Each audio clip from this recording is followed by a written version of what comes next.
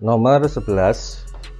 Seorang ibu mengukur suhu badan anaknya yang sedang demam menggunakan termometer menunjukkan skala 40 derajat Celcius. Jika suhu tersebut diukur menggunakan termometer, skala Reaumur menunjuk angka titik-titik. Pertama, untuk mengingat materi kembali, ini adalah bab suhu dan kalor ya. Alat untuk mengukur suhu itu namanya termometer. Kemudian untuk skala termometer ada beberapa jenis ya, yang kita kenal ada 4, yaitu derajat Celcius, derajat Reaumur, derajat Fahrenheit, dan derajat Kelvin. Nah, kemudian setiap jenis skala ini mempunyai titik bawah dan titik atas ya, yang berbeda-beda. Kalau Celcius dari 0 sampai 100, Reaumur 0 sampai 80, Fahrenheit 32 sampai 212, sementara Kelvin 273 sampai 373. Kemudian nanti dalam soal biasanya ada skala pembanding termometer X, biasanya gitu. Kita disuruh menentukan ya skala termometer X ya, biasanya dalam soal juga seperti itu. Kemudian hal pertama yang kita lakukan yaitu yang pertama menyatakan perbandingan termometer, di mana di sini TC, yaitu di sini TC suhu yang diukur pada skala Celcius ya, TC ya, dibagi 100 adalah selisih skalanya dari titik tetap atas ke titik tetap bawah ya, 100 dikurangi 0, 100. Kemudian itu akan sebanding dengan TR, atau di sini TR suhu pada derajat Reaumur dibagi ini ya, 80 dikurangi 0, itu akan sebanding dengan TF min 32 ya, TF dikurangi 32 dibagi 180, itu dari 212 dikurangi 32 ya. Jadi ini memakai perbandingan, itu akan sebanding dengan TK min 273. TK itu di sini, TK dikurangi 273 dibagi 100 dari ini 373 dikurangi 273 Kelvin ya. Nah, ini yang skala umum. Di perbandingan ini kalau kita sederhanakan menjadi seperti ini ya, TC per 5 dibanding TR per 4 dibanding TF min 32 per 9 dibanding TK min 273 per 5. Nah, ini yang perlu kalian hafalkan ya, hafalkan dan pahami ini. Termasuk dalam menyelesaikan soal nomor 11 ini kita menggunakan perbandingan ini berarti.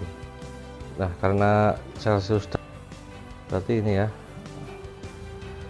kita pakai ini.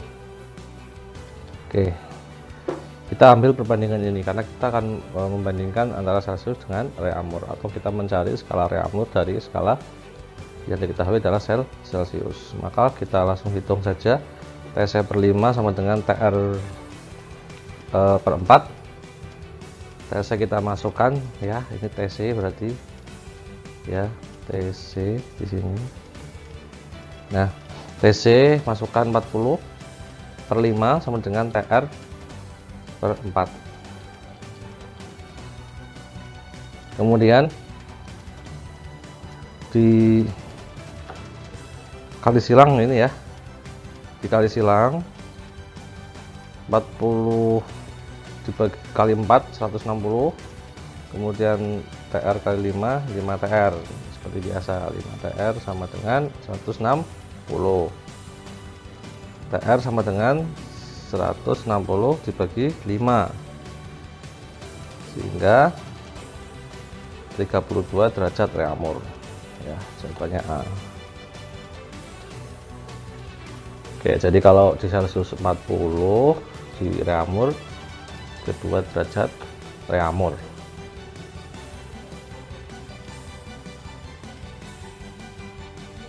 Nomor 12. Batang logam bermassa 20 gram dengan suhu 20 derajat Celcius. Bila kalori jenis tembaga adalah 0,1 kalori per gram derajat Celcius, Maka banyaknya kalor logam saat suhunya dinaikkan menjadi 100 derajat Celcius adalah titik-titik.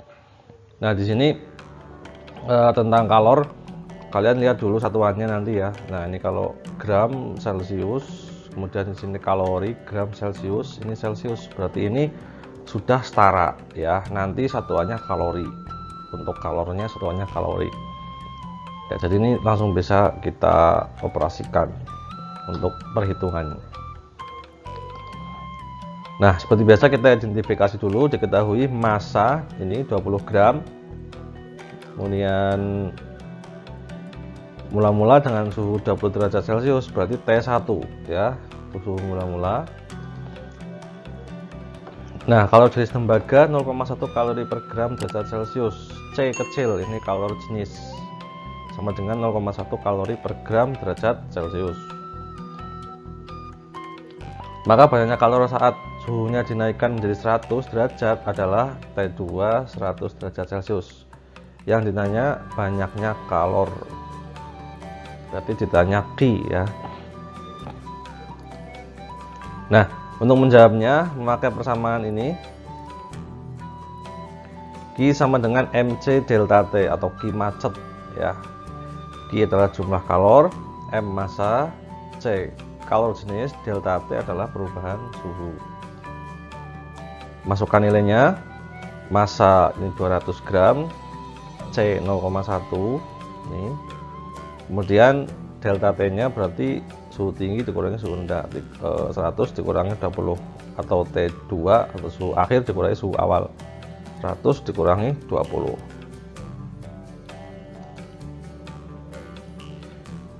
Oke, 200 kali 0,1 20, 100 dikurangi 20 80, tinggal dikalikan ketemu 1600 kalori ya. Oke, jawabannya adalah E ya.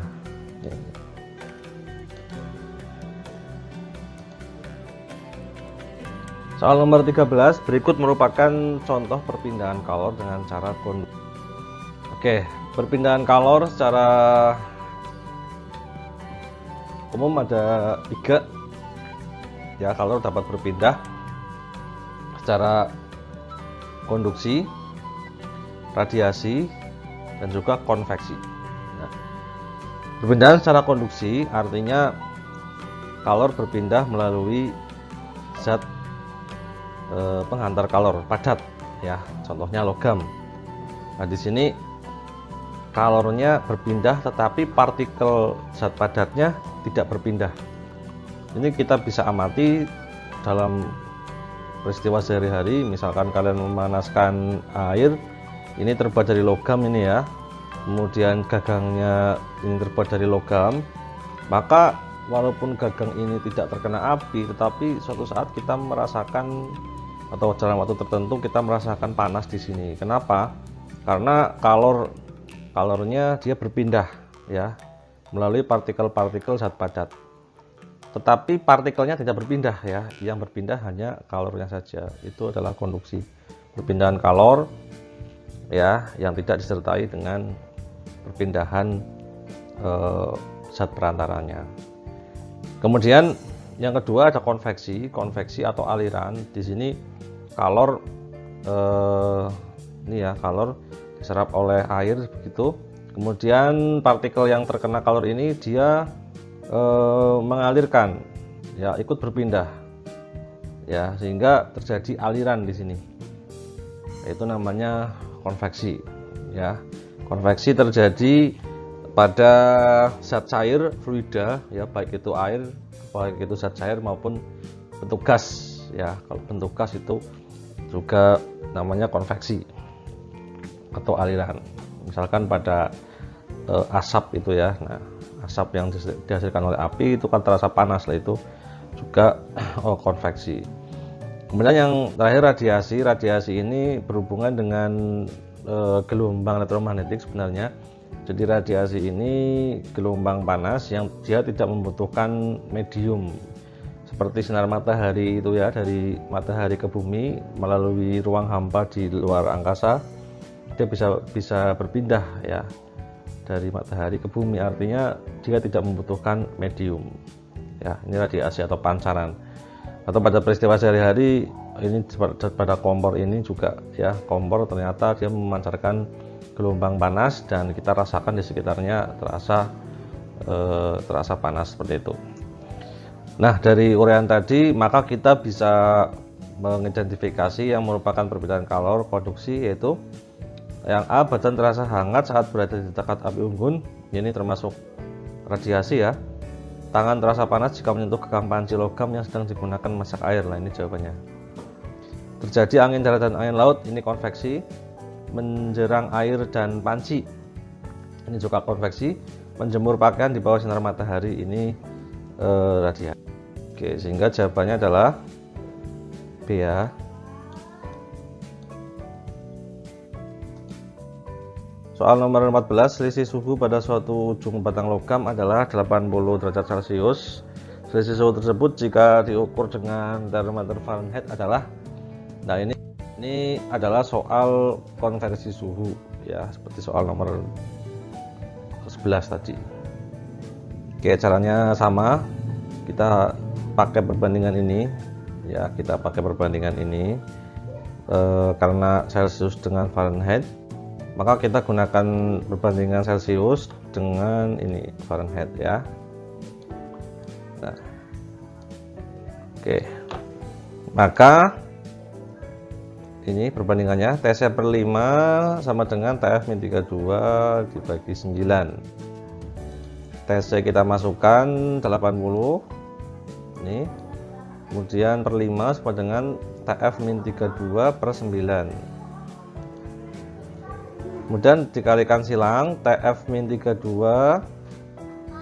ya, atau ini kita coret saja, dibagi 5, 80 bagi 5, ini ketemu di sini 16. Oke, 16 ini 1 berarti ya. Nah, maka TF-32 kali 1 hasilnya TF-32 16 dikali 9 144. Beda ruas, TF sama dengan 144 ditambah 32 ya, sama dengan 176 derajat Fahrenheit.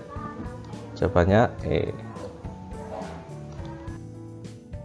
Nomor 15, besarnya kalor yang diperlukan untuk menaikkan suhu suatu zat dipengaruhi oleh titik-titik. Oke, ini kenaikan suhu kalor, berarti pakai rumus ini ya, QmC delta T sebagai persamaannya. Tinggal kita identifikasi. Kita yang A berat, berarti ini bukan ya, berat, massa, kalor jenis, dan suhu. Oke, berat ini tidak. Yang D kalor jenis, kapasitas kalor, suhu, ini bukan. Yang E kalor jenis, kalor laten, bukan ya. Oke, sehingga jawabannya yang B ya. Tuh, ini ada massa, ini massa, kalor jenis, ini ada kalor jenis, kemudian suhu ya. Oke, berarti jawabannya B.